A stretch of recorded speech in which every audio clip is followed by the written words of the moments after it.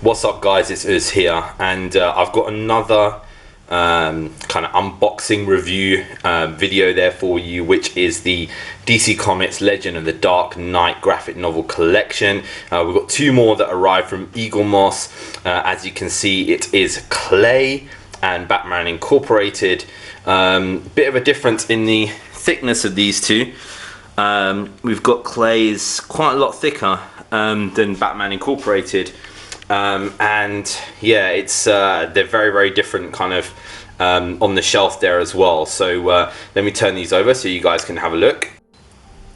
So on the other side there, we've got Clay, which is volume 65 here. Let me zoom up for that for you guys.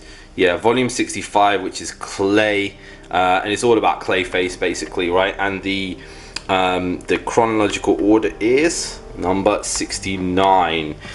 Here we have the Batman Incorporated, the back side of that, and the chronological order is number 47. So let's start off with Clay, and this is I really love this graphic novel. It's got a great storyline. I mean, it does take some stuff from The Dark Knight Rises, and people might say, oh, it's the other way around, but actually no, this is actually it occurs actually kind of after. So you know, this has been made after, and it is very similar to The Dark Knight Rises Bane scene that you have in the stock exchange. So yeah, this storyline is all about Clayface, his kind of like messed up origins, the reason why he is the way that he is, the reason why he wants adoration, and this is the one thing that I really like about the way that they portray these Batman villains. Each kind of villain has got its own kind of little thing, right? Like you know, one of the big things that I hate about the MCU is the fact that every single villain has its own kind of storyline, which all goes back to, you know, Tony Stark. You know, oh, Tony Stark did me wrong, you know, so many times, like, oh, Tony Stark did this, Tony Stark did that. And it's like literally like, you know, the first Iron Man, oh, Tony Stark wouldn't follow my rules. Oh, the second Iron Man, oh, Tony Stark won't do this, and blah blah. Third Iron Man, same thing. You know, Spider-Man, the same thing. You know, it's just silly. So yeah, when we get to the comic books, it's great because you actually have a situation where, you know, they're talking about the individuals themselves. And I love the ingenuity that the Gotham City Police Department uses to kind of like trap Clayface. Is pretty damn awesome. I really like the art style in this. This is Ethan Van Sciver, who you may have seen on YouTube, and he does a lot of these DC graphic novels. Also in here, we go on to a Man-Bat storyline.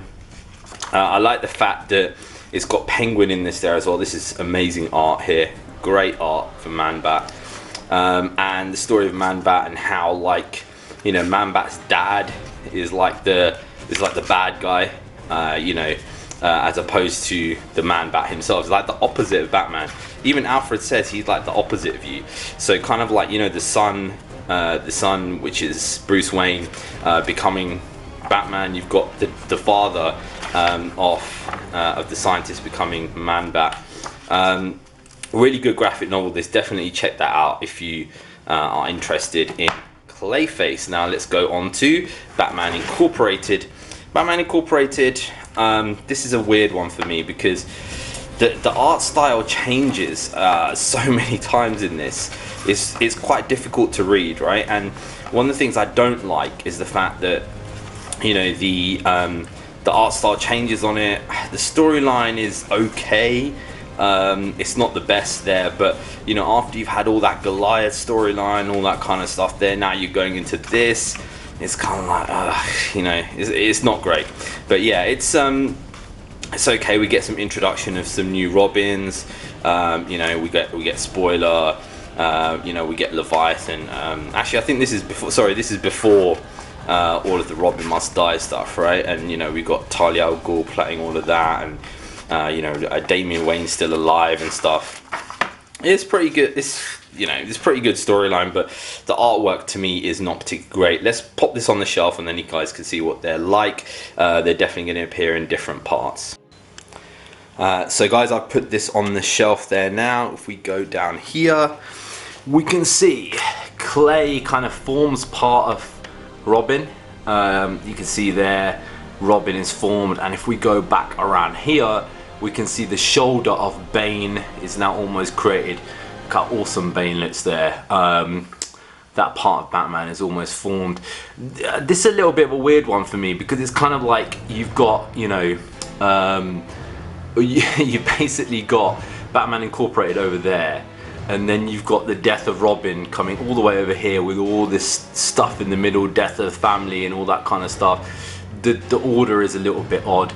I kind of feel with this collection they've done some silly things. There's certain areas that aren't printed properly, like down there you can see that little red line, little pink line around there as well. It's like they haven't made as much effort as they made with the DC graphic novel collection, and they're a little bit sloppy.